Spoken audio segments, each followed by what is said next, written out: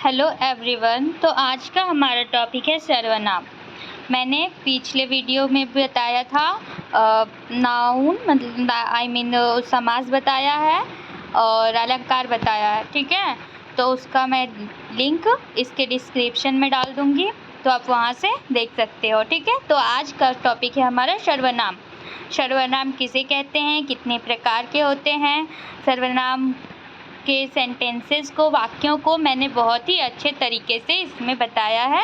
तो आप full video watch करना और मेरे वीडियो को लाइक कर देना, चैनल को सब्सक्राइब कर देना, ओके। चलिए तो वीडियो स्टार्ट करते हैं। देखिए, सबसे पहले सर्वनाम। सर्वनाम किसे कहते हैं, तो सर्वनाम की परिभाषा, ठीक है। यहाँ पे देखिए सर्वनाम की परिभाषा। सर्वनाम एक प्रकार का शब्द है जो किसी संज्ञा के स्थान पर प्रयोग किया जाता है। सर्वनाम का प्रयोग भाषा को अधिक प्रभावी, आकर्षक और विविध बनाने के लिए किया जाता है। तो सर्वनाम क्या है? सर्वनाम एक तरह का शब्द है मीन जो संज्ञा के स्थान पर यूज़ किया जाए, ठीक है। संज्ञा के स्थान पर यूज़ किए जाने वाले शब्द को ही हम सर्वनाम कहते हैं।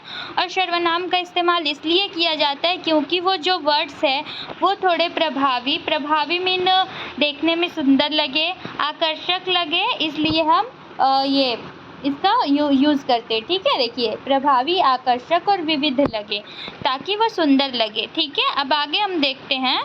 देखिए, सर्वनाम के कुछ उदाहरण इस प्रकार हैं। क्या क्या सर्वनाम होता है, तो देखिए सर्वनाम क्या क्या होता है। यहाँ पे मैं, तू, तुम, आप, वह, यह, उसे, उसने, उसे, उनको आदि सर्वनाम का प्रयोग वाक्य में विभिन्न कारकों में किया जा सकता है। जैसे कि देखिए, जैसे कि नीचे हम बनाए हैं, इसके वाक्य में दिए हैं, ठीक है। ये सब सर्वनाम है, उस सर्वनाम वर्ड से यही सर्वनाम है, ठीक है। देखिए नीचे, करता, मैं घर जा रहा हूँ। करता मीन ये जो कारक होता है ना, उससे रिलेट करके बनाए हैं। तो यहाँ पे देखिए आप, करता, मैं घर जा रहा हूँ। यहाँ पे मैं घर जा रहा हूँ, तो इसमें सर्वनाम क्या है, मैं, ओके। अब उसके नीचे ले लेते हैं। उसके नीचे देखिए, कर्म, उसे घर जाना है, उसे घर जाना है, तो यहाँ पे सर्वनाम क्या है, ये यहाँ पे सर्वनाम है, उसे घर जाना है, ठीक है। देखिए, उसे इसमें सर्वनाम है। अब उसके बाद है संप्रदान, मैंने उसे पुस्तक दी, मैंने उसे पुस्तक दी, तो यहाँ पे मैंने जो है वो है सर्वनाम, ठीक है। अब उसके आगे देख लेते हैं हम अप्रत्यक्ष कर्म। अप्रत्यक्ष कर्म में मैंने उससे पुस्तक ली, तो यहाँ पे मैंने और उससे, ये दोनों सर्वनाम वर्ड्स है, ठीक है। ये दोनों देख लीजिए। अब उसके नीचे है अधिकरण, वह मेज पर है, ठीक है। वह मेज पर है, तो यहाँ पे जो वह सर्वनाम वर्ड्स होगा वो होगा वह, ये वह मेज पर है, ठीक है, वह होगा। अब नीचे है संबंध कारक, यह मेरी किताब है, यह मेरी किताब है। संबंध क्या होता है, किसी का किसी से संबंध बताना, तो ये जो है यह ना, वो हमसे संबंध बता रहा है कि यह किताब मेरी है, ठीक है। अब आगे देखिए सर्वनाम के भेद। सर्वनाम के कितने भेद है, सर्वनाम के 6 भेद है, ठीक है। देखिए, सर्वनाम के 6 भेद है। सबसे पहले है पुरुषवाचक सर्वनाम, पर्सनल प्रोनाउन, निश्चयवाचक सर्वनाम, डिफिनाइट प्रोनाउन, अनिश्चयवाचक सर्वनाम, इनडिफिनाइट प्रोनाउन, ठीक है। अब उसके नीचे है, देखिए, संबंधवाचक सर्वनाम, तो रिलेटिव प्रोनाउन। अब उसके नीचे है प्रश्नवाचक सर्वनाम, इंट्रोगेटिव प्रोनाउन, ठीक है। अब है निजवाचक सर्वनाम, रिफ्लेक्सिव प्रोनाउन। ये सारे प्रोनाउंस है। प्रोनाउंस 6 प्रकार के होते हैं, ठीक है। अब नीचे देखिए, उसके नीचे है ये पुरुषवाचक सर्वनाम, जो पर्सनल प्रोनाउन है, ठीक है। तो हम इसको एक बार रीड करते हैं, उसके बाद इसको एक्सप्लेन करते हैं, ठीक है। देखिए, जो सर्वनाम कहने वाले, सुनने वाले और जिसके विषय में कहा जाए उसका बोध कराते हैं, उन्हें पुरुषवाचक सर्वनाम कहते हैं। इसके मुख्य 3 भेद है, ठीक है। देखिए, पुरुषवाचक सर्वनाम किसे कहते हैं, जो कहने वाले मतलब जो कह रहे, बोलने वाले, ठीक है। बोलने वाले को हम नीचे इसके भेद में देख लीजिए, यह है ना, देखिए ये तीनों। तो वक्ता, श्रोता और अन्य, ठीक है। वक्ता मतलब होता है बोलने वाला, ठीक है। वक्ता मतलब बोलने वाला, श्रोता मतलब सुनने वाला, और अन्य मतलब जिसके बारे में बात किया जाए, ठीक है। तो यहाँ पे देखिए इसका जो क्या बोलते हैं डिफिनेशन है, जो सर्वनाम कहने वाले, सुनने वाले या जिसके विषय में कहा जाए उसका बोध कराते हैं, ठीक है, उसे हम पुरुषवाचक सर्वनाम कहते हैं। अब देखिए उत्तम पुरुष। उत्तम पुरुष क्या है? वही वक्ता, बोलने वाला, मीन फर्स्ट पर्सन। तो उत्तम पुरुष का डिफिनेशन यहाँ पे देख लीजिए। ये उत्तम पुरुष बोलने वाला या लिखने वाला व्यक्ति अपने लिए जिन सर्वनामों का प्रयोग करता है वे उत्तम पुरुष सर्वनाम कहलाते हैं, ठीक है। जैसे मैं, हम सब, हम लोग आदि, ये सारे उत्तम पुरुष के एग्जाम्पल्स हैं ये, ठीक है। अब उसके बाद है मध्यम पुरुष। देखिए यहाँ पे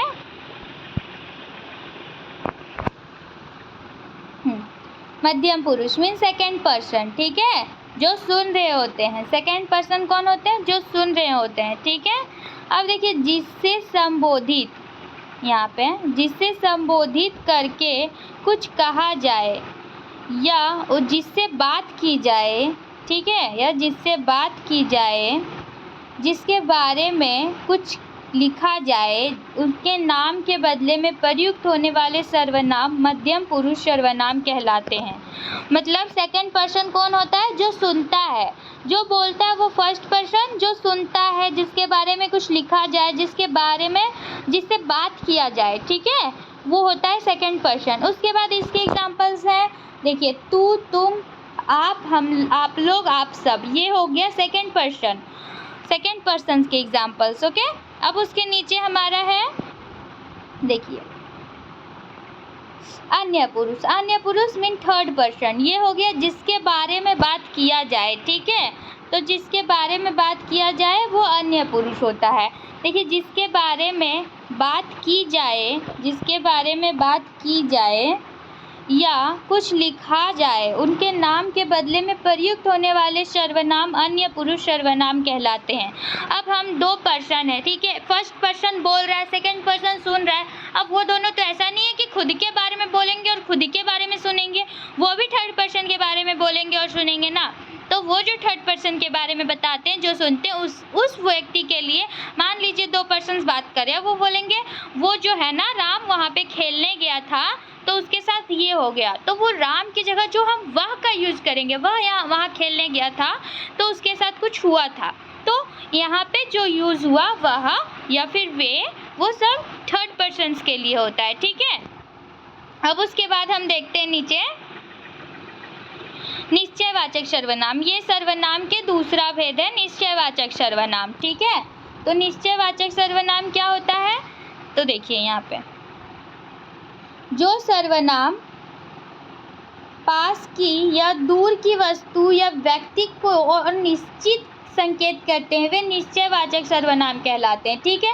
मतलब वो जो भी सामान है, जो भी व्यक्ति हो, सामान हो, कुछ भी हो जो पास में है, ठीक है, पास में हो या दूर में हो, कहीं भी हो, लेकिन वो कंफर्म बता रहा है कि वो वहाँ पर है, ठीक है, वो वहाँ पे है, वो निश्चित है, तो वो निश्चयवाचक सर्वनाम होगा। जैसे देखिए निकट की वस्तुओं के लिए यह और ये का प्रयोग करते हैं, दूर की वस्तुओं के लिए हम वह और वे के प्रयोग करते हैं, ठीक है, यहाँ पे आप देख सकते हैं।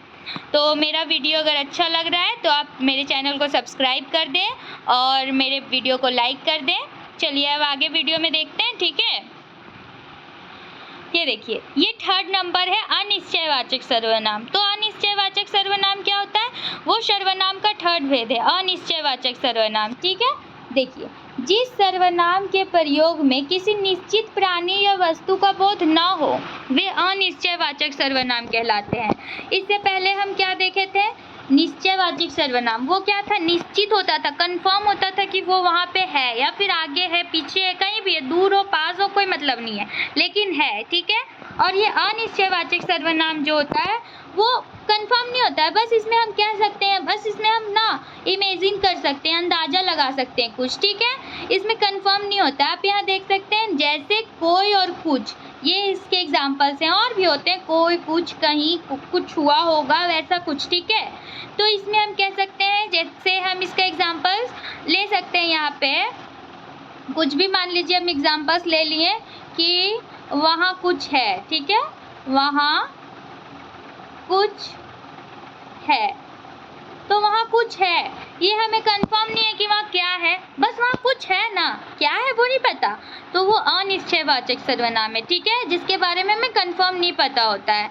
देखिए नीचे इसके एग्जाम्पल्स हम लिए हैं अनिश्चयवाचक सर्वनाम के कुछ प्रमुख उदाहरण, यहाँ पे देख लीजिए, ठीक है, अनिश्चयवाचक सर्वनाम के कुछ प्रमुख उदाहरण। तो ये एग्जाम्पल्स को देखिए, आपको कोई बुला रहा है, आपको कोई बुला रहा है, कंफर्म है कौन बुला रहा है, वो जो बुला रहा है उस व्यक्ति को आप जानते हैं, नहीं जानते, तब उसके बदले आप यूज़ कर रहे हैं आपको कोई बुला रहा है। तो कोई जो है यहाँ पे, ये जो वर्ड है कोई, ये हो गया अनिश्चयवाचक सर्वनाम, ठीक है। उसके बाद हम ले लेते हैं सेकेंड एग्जाम्पल, उसकी कुछ समस्या है, उसकी कुछ समस्या है, कंफर्म नहीं पता क्या समस्या है, होगी कुछ, मुझे नहीं पता या आपको नहीं पता, ओके, तो उसकी कुछ समस्या है। यहाँ पे कुछ जो है ना वो अनिश्चितवाचक सर्वनाम है कि कंफर्म नहीं है। उसके बाद है कोई आ रहा है, कौन आ रहा है मुझे नहीं पता, बस कोई आ रहा है तो जो आ रहा है वो कंफर्म नहीं है, ये अनिश्चयवाचक सर्वनाम हो गया, बस सीधा, जो हमें पता नहीं हो, जो कंफर्म नहीं हो, हम बस जिसका इमेजिन करते हैं, ठीक है। अब नीचे देखते हैं क्या है 4 नंबर का उसका भेद है संबंधवाचक सर्वनाम। संबंधवाचक पता ही चल रहा है, संबंध मीन रिलेशन, तो संबंधवाचक, ठीक है, रिलेशन। देखिए वाक्य में प्रयुक्त दूसरे संज्ञा या सर्वनाम शब्दों के संबंध दिखाने वाले सर्वनाम संबंधवाचक सर्वनाम कहलाते हैं, जैसे जो, सो, जिसने, उसने, ठीक है, ये हो गया संबंधवाचक सर्वनाम। इसको हम एग्जाम्पल से और बेहतर तरीके से समझ सकते हैं, तो आइए एग्जाम्पल्स को देखते हैं, ठीक है।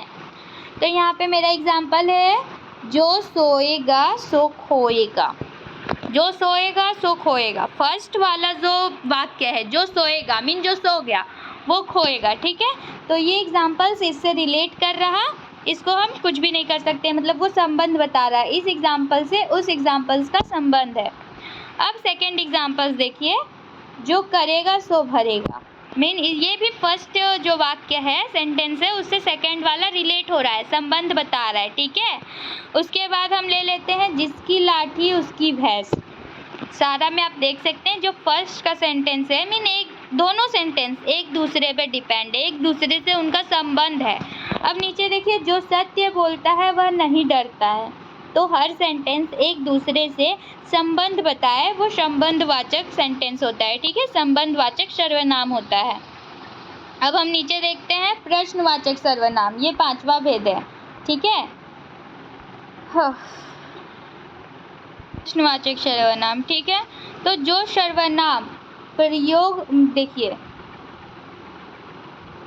जो सर्वनाम का प्रयोग प्रश्न पूछने के लिए होता है उसे प्रश्नवाचक सर्वनाम कहते हैं। ये तो इजी है, जिससे जो भी वर्ड यूज़ किया जाता है क्वेश्चन करने के लिए, प्रश्न करने के लिए, उसे हम प्रश्नवाचक सर्वनाम कहते हैं, ठीक है। जैसे आप यहाँ पे देखिए, वह सीढ़ियों में कौन खड़ा है, यहाँ पे कौन जो है ना वो प्रश्नवाचक सर्वनाम है, ठीक है, सीढ़ियों में कौन खड़ा है, तो ये कौन है, प्रश्नवाचक सर्वनाम। अब नीचे वाले, आज तुमने क्या खाया, क्या खाया, ये जो क्या है वो प्रश्नवाचक सर्वनाम है, ठीक है। कल तुम किससे बात कर रहे थे, तो यहाँ पे कल तुम किससे बात कर रहे थे, किससे जो है वो प्रश्नवाचक सर्वनाम है। समझ में आ रहा है सारा कुछ। तो आपको अगर इसका PDF चाहिए तो वो मैं टेलीग्राम में सेंड कर दूँगी, तो डिस्क्रिप्शन में टेलीग्राम का लिंक डाल दूँगी, आप वहाँ से जुड़ सकते हैं टेलीग्राम में, ओके। और आ जाइए, सब कोई जुड़ जाइए, जिससे PDF सबके पास पहुँच जाए, ओके। अब हम आगे देखते हैं निजवाचक सर्वनाम, ठीक है।